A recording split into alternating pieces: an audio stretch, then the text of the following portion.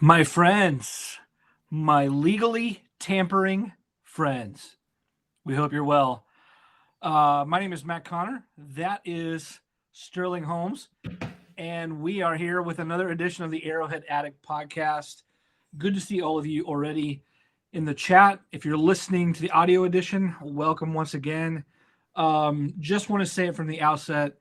There's a lot going on to talk about NFL. There's so many places that you could go to hear analysis, to check out what the news is, to try to connect in some way about your favorite team. It is not lost on us at all that we love that you spend any of your free time with us. It's fun for us to hang out with each other. It's fun for us to hang out with you all, whether it's in the members only Discord channel or whatever. So we just want to say, first of all of you who are here, thank you for listening. Thank you for always tuning in. Thanks for your support. And we're excited that there's actual football news going on. Sterling, that was a long opening rant for me, but I'm thankful for you too. How are you today? Oh, dude, I'm doing good, man. The sun is shining. It's a beautiful day in KC. I got a KC beer in my hand. Chiefs, well, not making as many moves as we would like. They're at least doing something. It's fun to at least have some sort of NFL news outside of just speculation. Yeah, that's so true. We have a lot to talk about. And tampering, just to catch everyone up, the legal tampering period before free agency, which the whole thing is really a joke, right? Yeah. The new league year begins on Wednesday at 1 p.m. On Monday, yesterday, at noon, teams could supposedly legally call the player, the agent, the representation, and begin discussing contracts. It's funny that at 12:01 we have a lucrative extension worked out between the Jags and some crappy player they overpaid. It's boilerplate, man. It just fill in the blanks, baby. Just fill in the blanks. I guess you're right. It's crazy how that works. So we're one day and then a few hours into this tampering period where the NFL has just been ripe with constant rumors and trade talk and free agent signings that will become official tomorrow. How are you feeling in the early going? I mean, you can, as a football fan or Chiefs perspective, how has this first couple days been for you?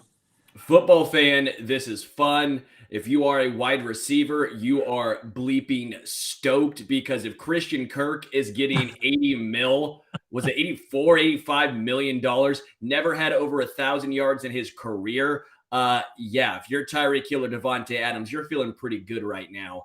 As an NFL fan in general, this is fun. It's a fun time of year. Every team feels like they have hope. If you're a Jets fan, you're sitting here talking yourself up about how if we get this guy or we just got this guy's going to be incredible, right?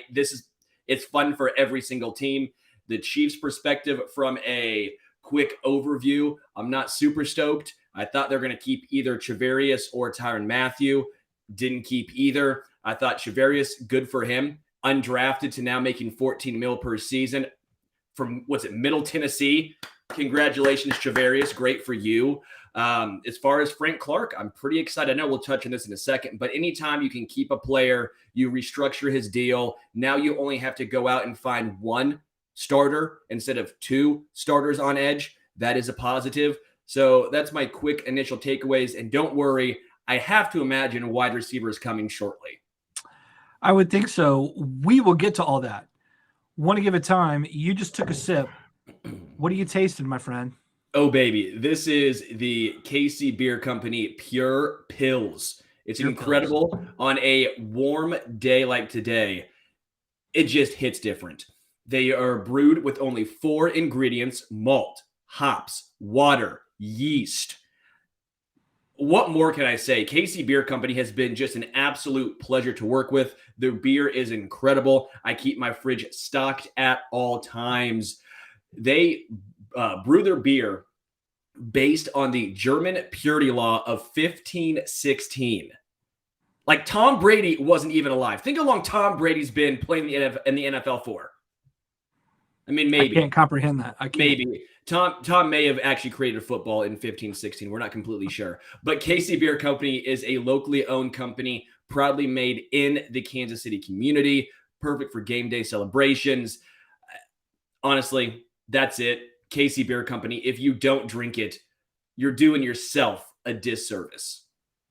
By the way, if you had only 4 ingredients to make you up, what would that be? Oh, man. Beer, barbecue, Okay. Chiefs football, Yeah. and hair molecules. That's it.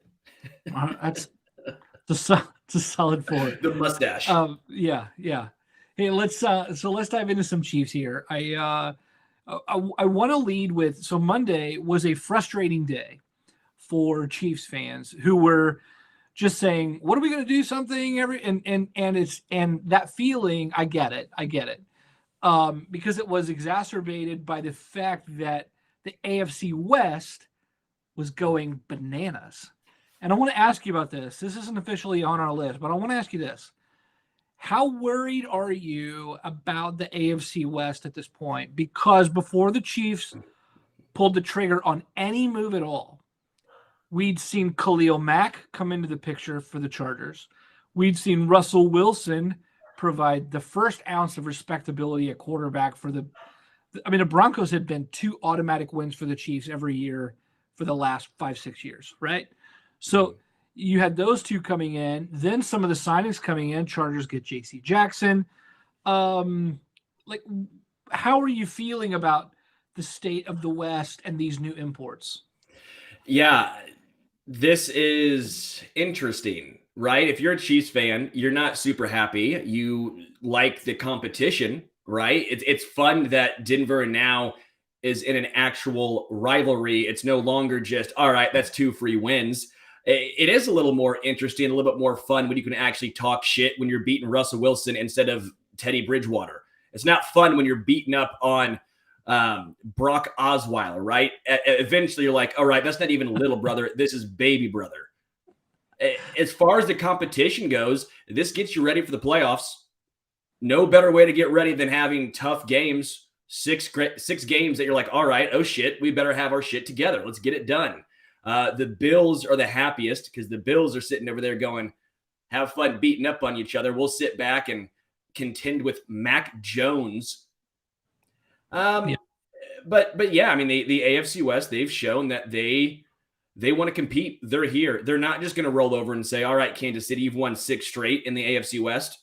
We're just going to sit back, let you keep the crown. We're going to come after you. The Chiefs, this is the test. Can they keep the crown? Because if you come for the king, you best not miss. I'm a little surprised to hear you say that. It makes sense. I get what you're saying. There's a part of me as a fan that would much rather be in the AFC South, be able to play Jacksonville twice a year, be able to play the Texans twice a year. Things would feel more automatic at that point. Although, it is lopsided football. It's bad football. As a football fan, like, how thrilling was Josh Allen versus Patrick Mahomes? So knowing that even the divisional play is going to be so thrilling, really. And yeah, we're in for some incredible games. I like what the teams are doing.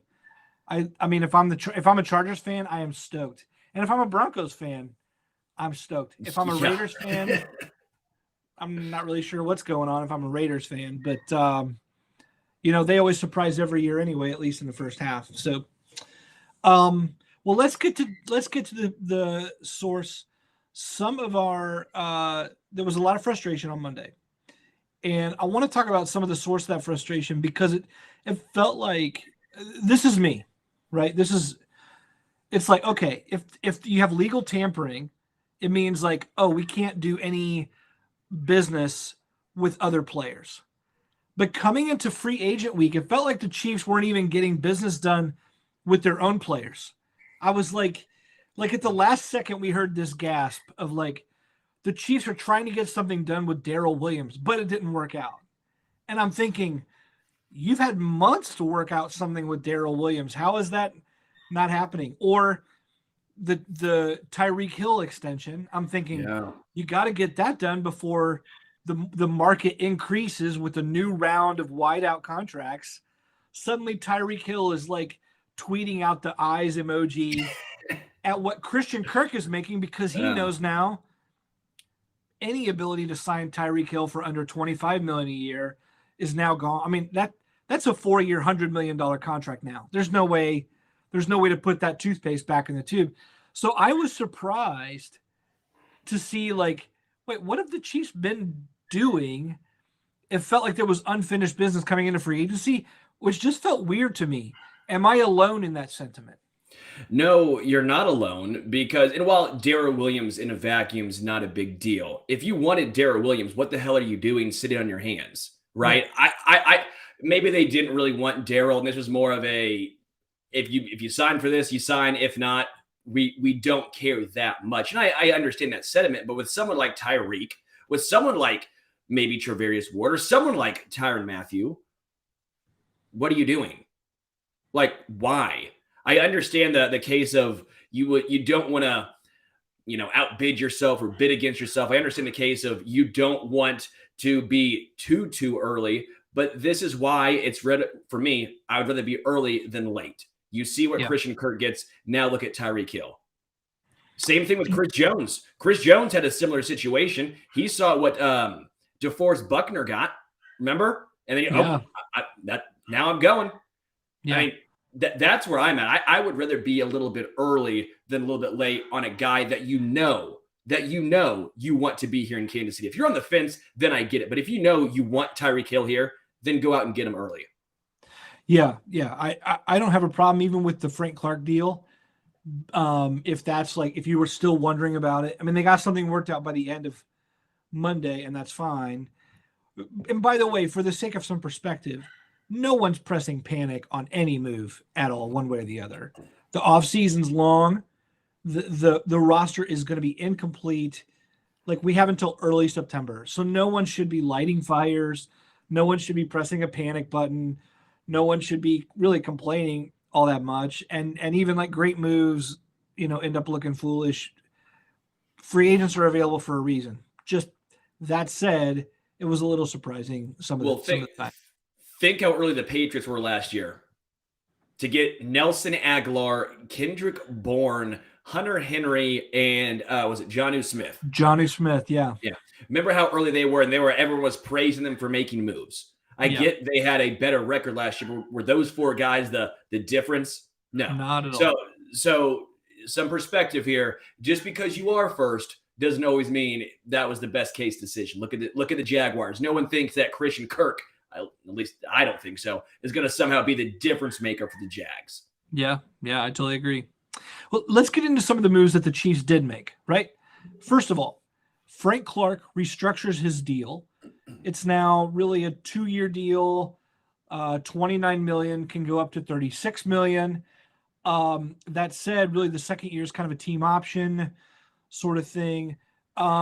Curious your take on keeping Frank versus just outright releasing Frank. Like, and can you talk in general to, like, how do you feel that Chiefs Kingdom is feeling about it versus how they should be feeling about it?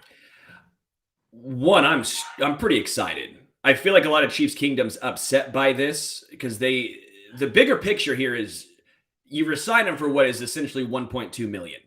You were going to have to pay that money anyways. It's a dead cap hit, right? It was a dead cap hit. Frank Clark should be ecstatic right now because he wasn't going to see any of the money, and now he's seeing the dead cap hit plus the 1.2. So he's excited right now. But why would you not be excited about getting a guy for what's essentially, $6.8 million this year? I think so. Charles Harris, who, by the way, I was excited for. I really wanted Charles Harris here in Kansas City. He signed a 2-year, $14 million contract. You're telling me Frank Clark wouldn't get over that? You're telling me you wouldn't pay 2-year, $14 million for Frank Clark, $7 million a season? Have you seen what edge rushers are going for these days? I get it. Frank Clark's not elite anymore. Frank Clark might not even be good anymore. But if Frank Clark is average and you don't have to worry about one position for, let's say, 60% of the snaps, you take it. You're going to draft an edge guy with the top 100 draft pick, right? Have that guy rotate with Frank Clark, and this still gives you cap room by letting Charvarius Ward, Tyrann Mathieu walk. This gives you space to sign another proven veteran on the other edge spot. Now you only have to go up to one edge instead of two. I like it. Yeah, I do. I like it. I am a believer that there's more left in Frank Clark's tank than even what people are giving him credit for. He was not healthy last year. Remember, he was dealing with one hamstring injury, then another. After the season, Frank ends up what he said something like he didn't even he lost weight and he hadn't even ran in forever. Like he was not in game shape for quite a while there because he had to just rest so much. So it wasn't even until late in the season that he was like, I'm rounding into form. Remember how bad the defense looked early on anyway. So well, they had Chris Jones at edge, and I think that was a big issue. That was a big issue. Willie Gay was out at the time. Charvarius Ward had a quad injury that had him out from weeks 3 to 7 or something like that. I mean, there were multiple issues there, but Frank Clark and his lack of being healthy and available was a big part of that. He even missed a couple games, but also tried to play through. Also tried to play through his shoulder injury. I just think if he comes back, my ring light just fell. The ghost of anyway, you take over because clearly Frank Clark is trying to tell me something that he approves. By the way, my ring light just had a better swim move than Frank Clark did last year. Maybe I'll try to redeem it with that way. I will say this while you get that figured out. Frank Clark is no longer under the pressure of that monstrosity of a contract. Frank Clark has way less pressure now signing for what is 1.2, 6.8, whatever you want to call it. The pressure's off. He's no longer expected to be the guy. He's no longer expected to go out and get 12 plus sacks. He's expected to go out and be what Emmanuel Ogbah was here, right? That's what he signed for. I think the potential of less pressure can allow Frank Clark, especially if he gets fewer snaps, to be a full go. Maybe this doesn't allow him to sit back as much. He can be more aggressive. He can play looser. That's something I think we can maybe take a look at as well as the season progresses. Yeah, I totally agree as well. Want to give a look in the comments here because we got a question about Von Miller. I mean, do you think that a guy like Von Miller is a potential acquisition here? Do you think that that's too great of a reach for the Chiefs and where they're at? Too great of a reach. I think one, he was really wanting to go back to the Broncos, but I think his price was still just too much. I think Von Miller's not taking some sort of discount. And do the Chiefs want to sink that much money in a guy at his age? That seems to be a little questionable, at least in my taste. And even someone like Chandler Jones. There's not a lot of great edges out there, by the way, for everyone. I know we all want the Chiefs to make something happen. There's just not a guy. There's not some magical player that's a stud. Za'Darius Smith would probably be my favorite, my number one choice, right? But Chandler Jones, you take away those 5 sacks in that one game, you look back at his season last year and you go, well, what happened weeks 2 through 17? I mean, obviously you can't take away week 1 because that happened. He was a wrecking ball. Yeah. But it's still something to at least have in the back of your mind. But Von Miller, no, his age, what I think he's asking for, to me, just seems like a situation I might try and stay away from. Yeah, Miller, by the way, specifically at this point, the Cowboys were going to sign Randy Gregory. The Broncos came in at the last second, took him away. The Cowboys tweeted out a picture. The Cowboys tweeted out that we have re-signed Randy Gregory, and the Broncos are like, whoa, pump your brakes. Too much dip on your chip. No, you didn't. Yeah. It was a total organizational failure on that. So that was a little bit, the Broncos now have their pass rushers. Miller's not doing a homecoming with the Broncos, but it would make sense for him to go back to the Rams, maybe even the Cowboys if they were going for Randy Gregory for that matter. Let's move on here because if you have Frank Clark, he's restructured. He's now in the picture. Then the Chiefs went out and actually got a new signing, right?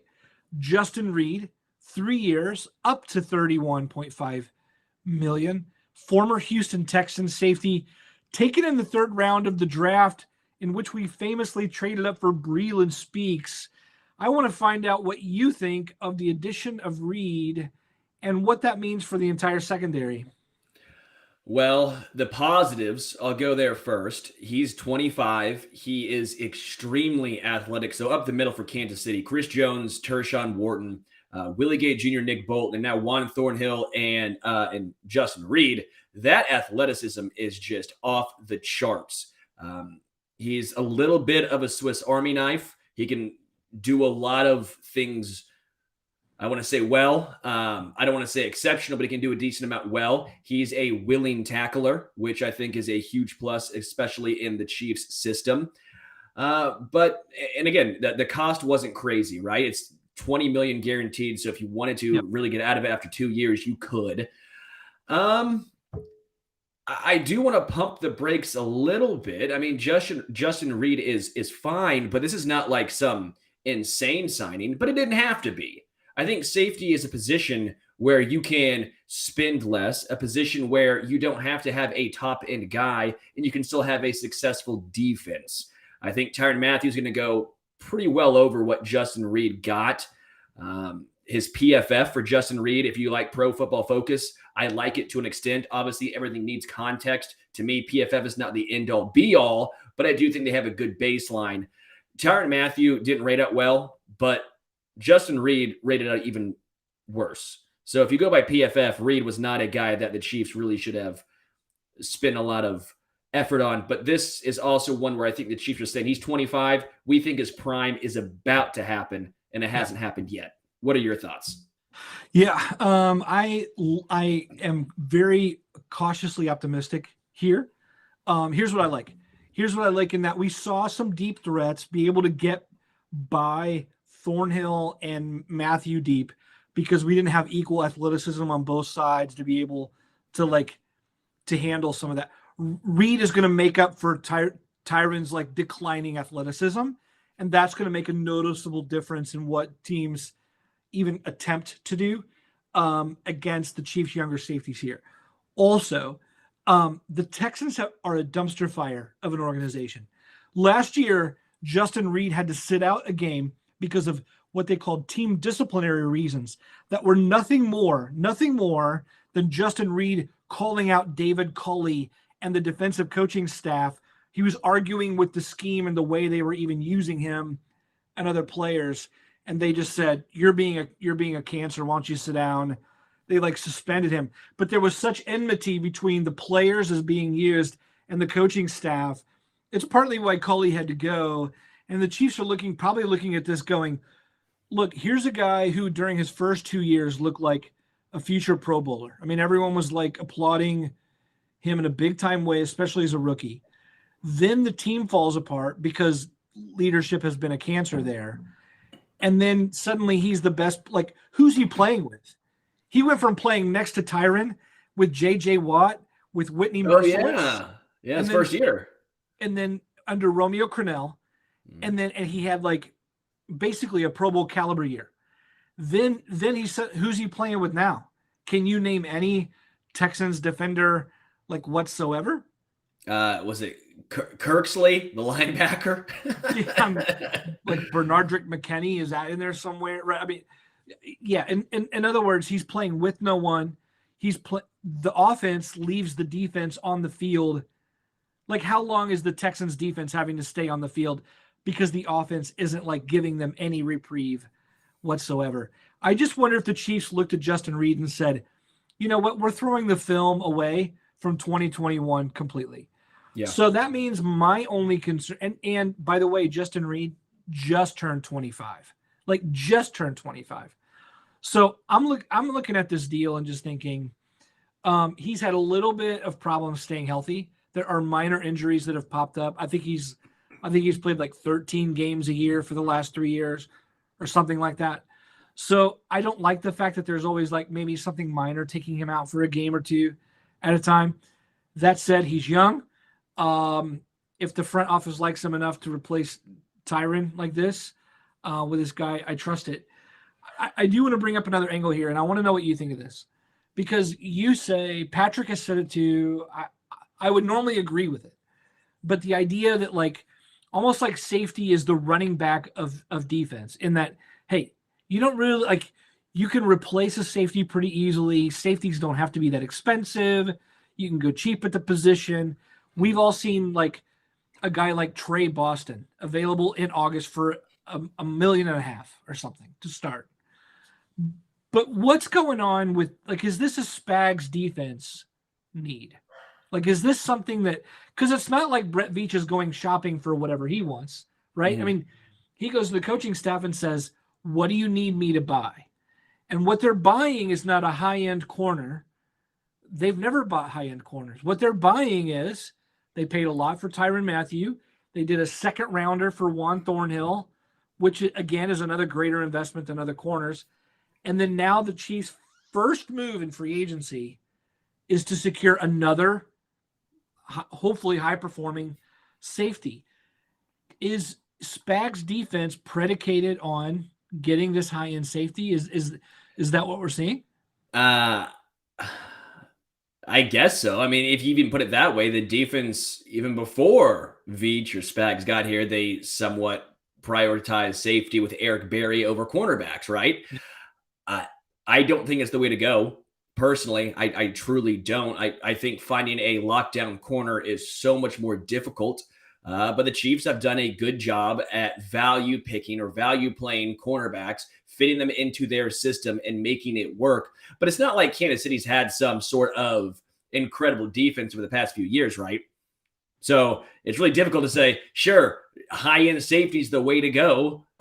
Right. To me, it all starts with the edge, right? If you can affect the quarterback, whatever you have in the secondary is less important. The reason why I think Charvarius Ward, the loss of him is so important was because the Chiefs got hardly any sacks last season. They had decent pressure rate, but not a lot of sacks. Charvarius Ward was still blanketing guys.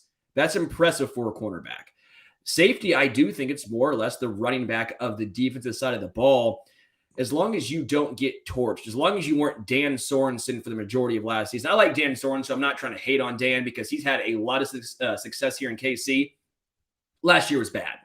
Yeah. And as long as you're not getting absolutely torched, I think you can make do at safety. We've seen Juan Thornhill, second-round draft pick, as a rookie step in and make an immediate impact, right? Yeah. You can make an impact as a rookie. Cornerback, I think it's more difficult. Yeah, I think you're right there. Let's talk corner. How are you feeling about the corners? By the way, just in case you missed it, the San Francisco 49ers, by the way, the best destination for Charvarius Ward's skills if you're not in Kansas City. Charvarius signs 3 years, gets nearly, I think, $27 million in guaranteed money to go to San Francisco. Now he's going to be in play by the Bay. He's going to the NFC. How are you feeling about the loss of Charvarius, his price tag, and where that leaves the Chiefs going forward? I need to pour one out. I need some tissues because I'm sad. I love Charvarius Ward ever since I saw him in that Seattle game when he got torched. I go, this guy's going to be good. And he was. The story of Charvarius Ward in Kansas City goes down as one of the most underrated corners, underappreciated, while also being the best for about 2 seasons here. Yeah. He wasn't flashy, but you're right. He fits that 49ers defense. Don't have to be flashy. You have to be physical. And Charvarius Ward is physical without drawing penalties. I don't think Kansas City was going to be able to afford what breaks down to, if you look at the numbers as far as not just guaranteed, but the 3-year for $42 million, $14 million a season. That's a lot for a corner. Kansas City, even if they don't agree with me, which I probably wouldn't pay that much for a corner to begin with, that's a lot of money. They haven't shown in the past that they're going to invest that type of money into a corner. The Chiefs will miss Charvarius. They need to go out and either grab a veteran, get some more rookies, but you can't just sit here with Rashad Fenton, L'Jarius Sneed, and be like, yeah, we're good. I mean, that's a big loss. I think that's a big loss. Yeah, I don't disagree with you. If it's $14 million per year to keep Charvarius, I mean, are the Chiefs going to elevate Fenton to full-time boundary? Are we going to be looking at a draft pick here? Like at what level do you think the Chiefs are willing to go to replenish that position in terms of investment, either free agency or the draft? Yeah. I don't know. I would like a veteran, and maybe Bashaud Breeland's cheap and he knows the system. He was bad in Minnesota, but cornerbacks can be a pretty good representation of scheme, right? I think that's a pretty big thing to realize here. I really wanted Reid, DJ Reid, the K-Stater, but he just signed, I think, with the Jets. Yeah, 312, right? Yep. So he's now off of the market. But I do think the Chiefs will draft a guy, and they have 4 draft picks in the top 100. You got to get edge, right? Edge is a must. You want a wide receiver. I feel like that's a must. Maybe you draft a cornerback in there, and maybe you draft a safety. I'm fine there. I don't think they go after Stephon Gilmore. I don't think they go after a J.C. Jackson. They have not shown in the past to go after these high-name free agents. They let those free agents walk. They let Steven Nelson walk. They let Brandon Flowers walk. I know these are different regimes, but they let Travarius Ward walk. They don't pay these guys. They let Bashaud Breeland walk for, what was it, $4 million. Like, they just don't pay cornerbacks here. Yeah, that's true. The Bashaud Breeland, I had forgotten. I mean, it's been 2 years in a row now that we've lost a starter, Breeland and now Ward. And it's one thing when you have Snead, Ward, Fenton, and company. But now to lose Breeland and Ward leaves us a little thin. I'm hoping to see some familiar name back there, but it's early in free agency. There's a lot of guys left. By the way, really quickly, I keep seeing Rasul Douglas being dropped in the chat right here, so I appreciate you guys using the chat and hitting us up here. Yeah, Rasul Douglas would be nice. I would need to check out more of his film. I know PFF rates him out pretty good. He rates out well. He's 26 years old, but I don't know enough, so I don't want to lie and say, oh, hell yeah, give me Rasul Douglas. I don't even know what his contract would look like, so I'll do some research there, but it could be a name the Chiefs look at. Yeah, I'm also pretty sure his only good year was last year. Mm-hmm. Like it looks like kind of a one-year wonder, and maybe he's a late developer. But Sterling, you and I have had the same conversation. Cornerback is that mercurial position. Like 1 year you can turn in a year where everything looks great, and then the next year guys are getting burned. Yeah. I'd love to see a better reliever of baseball. It's the relievers. Yeah. Like in baseball, you're a reliever. You can have one great season where you're like, oh my gosh, this guy, he's it. And then the next year you get absolutely shelled. Yep. Yeah. I think I'd love a more consistent body of work for maybe what Douglas is going to get. But he is 6'2", though. And if you're a 6'2" corner, Jamar Chase might not be going up and grabbing some of those balls. True. It's true. Oh, Kendall Fuller. Mr. Toes. Mr. Good Toes. Call. By the way, I don't know what the name Mr. Toes refers to, but I like it. I like saying it. Mr. Toes in the chat says, we lost a starter 3 years in a row. Kendall Fuller, Bashaud Breeland, Charvarius Ward. That's what we were talking about the first two. We left out Kendall Fuller. That is a significant set of successive staggering losses. Without like any real investment there by the Chiefs, like coming back to it. By the way, speaking of investment, just want to say to all of you out there, for $4.99, you can be a part of the Arrowhead Addict, get a membership, be a part of our Discord channel. Next week, we're actually having our first event for some of our subscribers, enjoying just like a happy hour chat kind of thing. Like I'm in there every day or almost every day. Sterling, Matt Verderan, Patrick Allen. It's so much fun to chat with everyone in that channel. You can find the info to join located in the description of this video or podcast. Check it out. We just love the whole community. So anyway, let's talk community and maybe what we thought was a stronger bond. Sterling, let me ask you this. For 1 year, for the last calendar year, Clark Hunt, Andy Reid, Brett Veach, and every single teammate have said, we love Tyrann Mathieu. We want Tyrann Mathieu to be here forever. We want to marry Tyrann Mathieu.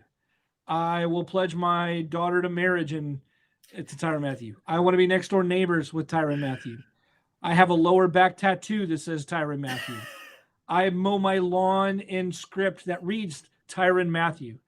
I have wind chimes that play some mathematical correlation tune as like you get my picture, right? Tyrann Mathieu himself. I love Kansas City. I want to stay in Kansas City. I want to finish my career in Kansas City.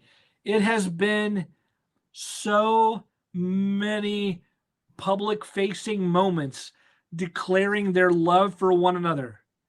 Then the Chiefs' first move in free agency is to replace the very guy that they've been like publicly making out with. And ESPN's Kimberly Martin comes out with a report that says the Chiefs never even offered Tyrann a deal in the first place for beyond 2021. What do you even make of this? Interesting. That's something. Not even a contract offer. Either they knew they weren't even close to the amount of money Tyrann wanted, and they didn't want to leave on a sour note, right? You didn't want to be like, all right, what about the contract they offered Justin Reid? You offer that to Tyrann Mathieu, he's going to be pissed off. He will stop talking. He will say, bleep off, I'm done. Maybe you just say, you know what, Tyrann? You might be the best free agent signing, at least in recent Chiefs history. That can be true. And also it's time to move on. That can also be true, right? It's the NFL. Tyrann Mathieu, he's been around. He knows it's a business. It's not about who you love and care about as a player. I'm a Mizzou fan. I thought Konzo Martin was a hell of a guy. Horrendous basketball coach, right? At some point, you have to move on. Tyrann Mathieu, I don't think, is a horrible player, but is he going to be worth whatever that contract's going to entail? No, he's not, at least in my opinion. He made some business decisions. He made a lot of business decisions last year. The first two seasons, he was putting his nose in there. He was a guy who was not afraid to get dirty. Last year, I saw more of this than I saw him actually trying to get after it. And if you're making business decisions in a season where you're trying to become one of the, if not the highest paid safety, that's an issue. I understand at his age, he knows this is his last chance to get a large, longer term contract. I don't blame him, but then you have to understand the business side of things as well. I like Tyrann Mathieu a lot. He did a fantastic job here in Kansas City. He was a major reason why this Chiefs defense got turned around. He was a vital part of the Chiefs Super Bowl run, but it's time to move on. Yeah. I don't disagree with any of that. I mean, I was very pro bringing back Tyrann at the right price tag.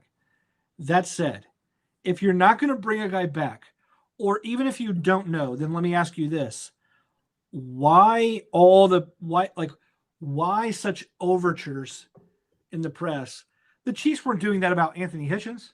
The Chiefs weren't doing that about any other, they don't even do that about Orlando Brown Jr., right? I mean, there wasn't like, there was always we're going to try to work something out, or we feel positive about, we'll be in touch with his representatives or when the time comes, or like there's all these measured statements.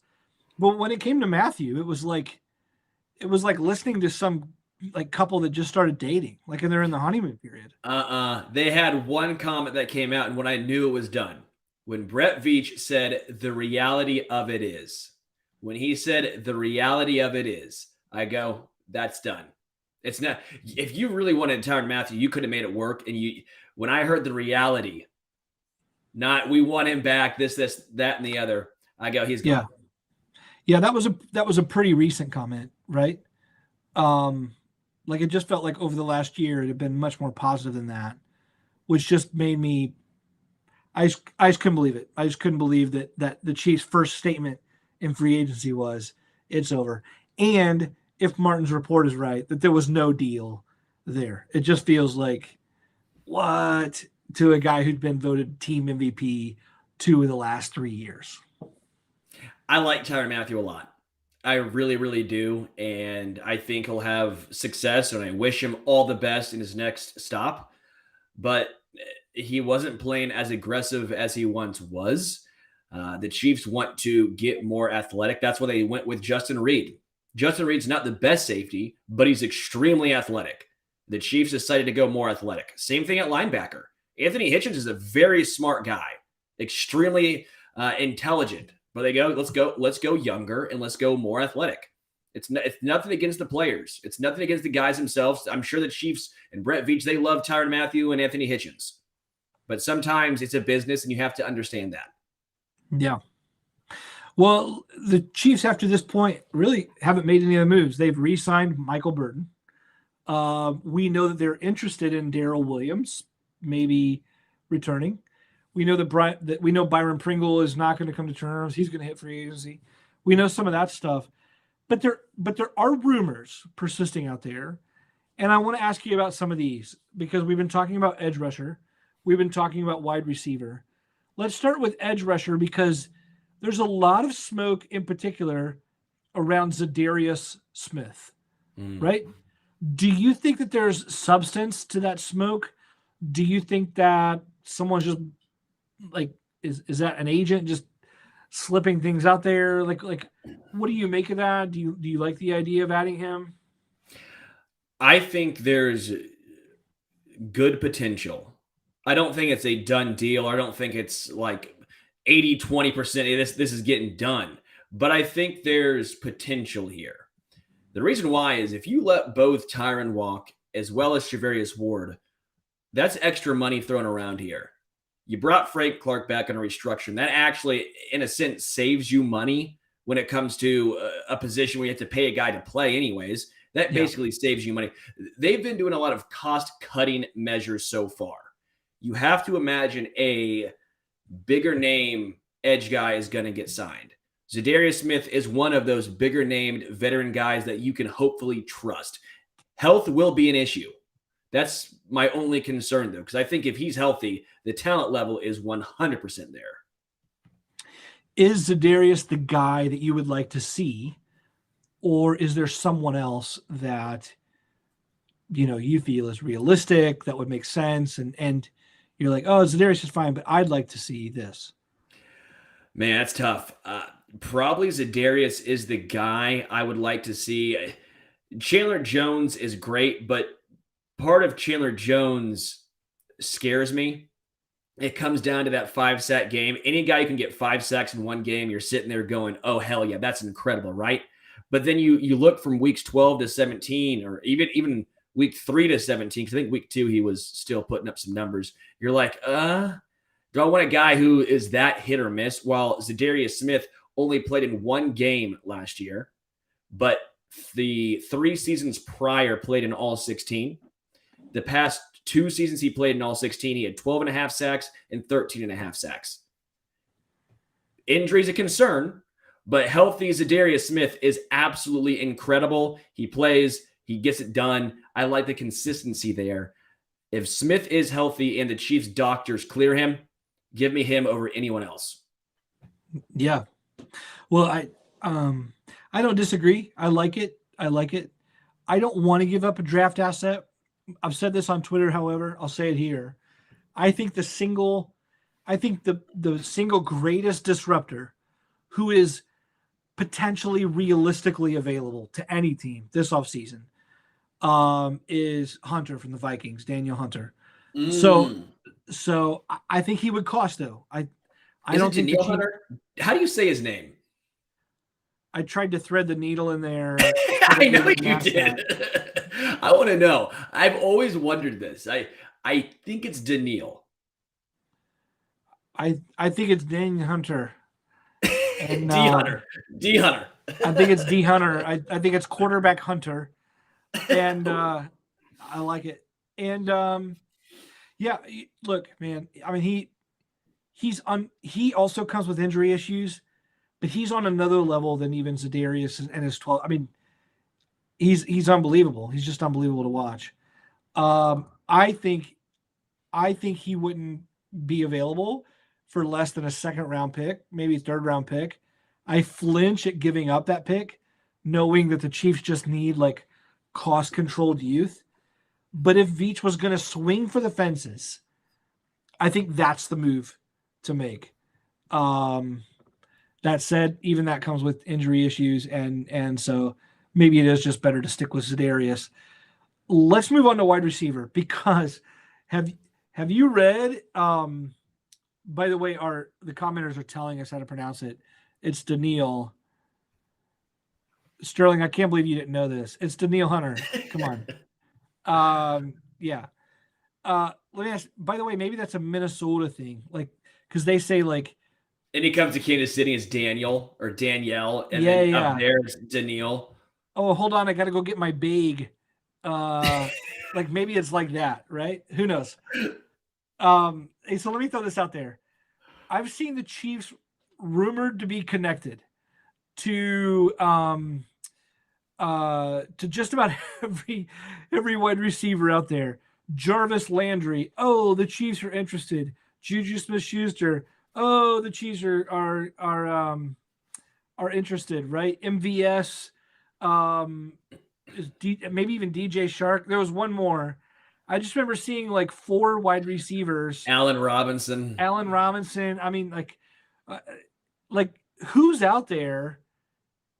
I don't know. What do you think is going to happen when the Plinko chip falls and Price is Right? Like, where's that going to land for the Chiefs? Who are they taking? Like, what do you make of all these rumors and how things are going to shake out? Well, what I think is going to happen and what I want to happen are 2 totally different things. Let's do it. Let's do both. I just don't feel like the Chiefs are going to invest a ton, at least the way we want them to, in this position. Allen Robinson would be great, but Allen Robinson wants to get paid. Allen Robinson was really, really good, almost incredible for about 2-3 seasons with Mitchell Trubisky. Yeah, he struggled this year, but he had a rookie throw into him, as well as Nick Foles, Andy Dalton. Matt Conner, I think, had a few passes in there, so congratulations there, Matt. Dude, that guy, he is so good. I know there's reports of him running the wrong routes on purpose. There's reports of him trying to sabotage. I don't know what's true. All I know is he's a damn good receiver, and I think he's going to get paid more than all those other guys. So I don't think Allen Robinson's it. Juju Smith-Schuster, he bet on himself last year, did not work out. We can all agree, Juju himself will admit probably that was not the best decision. He got hurt, and he'll be wide receiver 3 on the Steelers. Chase Claypool, as well as Deontay Johnson, they're legit. But I think Juju's age and what he's done prior will still give him a sizable contract. I don't think the Chiefs are sitting here saying, we want to get top market dollar value to Juju. The only issue I really have is the Chiefs have tried to get some decent named wide receivers the past few years, and it just didn't happen. I don't think these players want to become the 3rd target in this offense. I know it's easy to sit back and say, well, you have Patrick Mahomes as your quarterback. Why wouldn't you? You're going up against single coverage every single time. A lot of these good wide receivers, they have egos. They want to be the guy, not a guy. And that can be an issue. Jarvis Landry is the name that I would personally probably like the most. He's been the number 2 in a few stops. He's been the number 2 with OBJ, right? OBJ was number 1. He does the little things. He's really good at blocking, which the Chiefs really value at that spot. Jamarcus Robinson, say what you will about him. Great blocker, willing blocker. Jarvis Landry actually has an arm. So if the Chiefs want to do some trick plays, there you go. We know KC loves doing those cute plays. And then also I looked at his contract. The market value for him right now on Spot Rack is 2-year, $24 million. That's not breaking the bank. He's been on bad teams in Miami. Cleveland, sure, they got 1 playoff win, but no one expected them to be some Super Bowl contender. It is a bump up going from Baker to Patrick. I think Jarvis Landry is the name that I would realistically look at. What do you think will happen? A draft pick. Nicole slides in at wide receiver 2 and they get a draft pick, or they get some unexciting, uninspired name. That's what I feel. Yeah. I think the Juju, I think there's something to it. That's what I hope. I went for a neighborhood walk earlier. I went 6 yards and then I would stop, and then I kept going another 6 yards and I would stop. And my wife's like, "What are you doing?" And I said, "I'm preparing myself for a Jarvis Landry offense because he only goes out like 3 steps and then he like catches the ball and falls down." But that's what you need. That's what you need on this team. I'm out. I'm out. No, you have the yak guys in Tyreek and Travis Kelce and Mecole Hardman. You need one guy who can run a slant. You need a guy who can get those 6 yards underneath routes. You need a dude who's good over the middle of the field. Come on, Jarvis actually. Oh man, we disagree. Hey, congratulations. Let's give a guy multiple Pro Bowls for his ability to catch 7-yard passes from Ryan Tannehill and Ryan Fitzpatrick in mass. It's like I said this on Twitter. It's like Corey Maggette ringing up stats like, oh, he can score 20 points a game, and you're like, who else is scoring? Katina Mobley. Katina Mobley on that Clippers team. Elton Brand, Chris Kaman, Sam Cassell. I'm not going to stand and applaud and be excited because a guy racked up some stats and even earned some awards, like putting together the only stats on a bad team. I'm just not doing it. Jarvis Landry's not exciting in any way. Even Jarvis Landry's mom's like, dude, trust me, you can do better. Yeah. If the Chiefs go after Jarvis Landry, it'll probably be the first time I don't say, you know what, I trust the front office here that they know what they're doing. It'll probably be the first time where I've never gotten Jarvis Landry. I'm not going to get him even when he's in red and gold. I hope he doesn't stalk Twitter like Tyrann Mathieu because then I'll be in real trouble. But yeah, dude. I'm just not into it. No, I'm all in. If you can give me Jarvis Landry 2 year for $24 million, $12 million a season, I am all in on the chain mover. I'm all in on that 8 yards. Oh man. I like $12 million a year. I don't even know what to say. Did you see what fucking Christian Kirk got? I just don't even know what to say. I need you to take over right now. I don't even know where we're at. The thought of Jarvis Landry, I'm just out. I need better. Dude, take us out of here. I don't even know what's going on. You have way too high of standards. Oh my God. We're talking about the third. No, I'm not letting this go. We're talking about the third option on this team. We're not talking about a guy we want to be wide receiver 1. We're not talking about Devontae Adams here. You have Tyreek Hill. You have Travis Kelce. You have some decent running backs. You have a great offensive line. You have the best quarterback in the NFL. If Jarvis Landry isn't good enough, why the hell did you spend $500 million on the quarterback position? If you don't think Jarvis Landry is a good enough third option, you're out of your gourd. I'm fine with Juju. I'm totally fine with Juju. He's not some great performer. Like, he's going to be more though. Juju is going to cost more. That sure, if Price is out the window, give me Allen Robinson, but Price is a factor. Come on.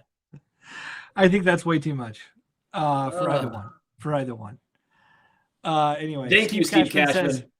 Steve Cashman says, "I'm not sure how Connor hosts a football channel and doesn't see Landry value." I could not agree more. I don't even know what I'm doing here. So I don't know. Maybe I'm just a placeholder and I don't even know it. You're a hater, dude. You're a hater. Yeah, I'm really I felt that way back in the Dolphin days when he would make the Pro Bowl, and I would just think racking up a ton of short receptions does not. I just don't get it. I just don't get it. So do you hate Michael Thomas too? I assume. I mean, I wouldn't have paid him what the Saints paid him, right? I mean,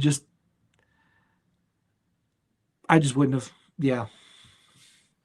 I don't get it. I just don't get, look, safety blanket's a safety blanket's a safety blanket. Matt Conner wants to trade multiple first rounders for Christian McCaffrey and give him a raise, apparently. Oh, get out of here. All right. You're the one who hates every Chiefs player, by the way. You were like, I hate Tyrann Mathieu. I love Charvarius Ward. I love Trey Smith. I love Creed Humphrey. I love Joe Tooney. I think Lucas Niang is going to be a really good right tackle. I have a lot of faith in him. I Yeah. love Nick Bolton and Willie Gay Jr. We're off the rails right now because the truth is, Okay, Ozzy. Okay, Ozzy Osbourne. on the rail. Our train is crazy, as Ozzy Osbourne would say. Look, here's what we know: the Chiefs are going to make a lot more moves. The roster is not remotely going to look like what it does now in September. Anyone who is hitting panic, worry, stressed out, anything at this point needs to get a little bit of springtime perspective, including myself. If Brett Veach wants to sign Jarvis Landry for the Chiefs offense, I'm pretty sure it's a brilliant move and that he's exactly what they need. And I hope to be totally wrong. Yeah. Yeah. Okay, Matt. I'll take us out on that note, guys. Drink KC beer. It's absolutely incredible. No, I don't want Justin Houston to come back. So on that note, if we're ever talking about Justin Houston, I think we need to get out of here. Guys, this was a lot of fun. We appreciate all your comments. We appreciate all you guys in the Discord. It's so fun. I love all the new chats every time I log back in. We now have a library chat. It's like book of the month where we can go through, we post our books, see what folks are reading. Join the Discord. It's a lot of fun. Drink KC beer. Enjoy the springtime weather. This was the Arrowhead Addict podcast for Matt Conner. I am Sterling Holmes. Let's get out of here.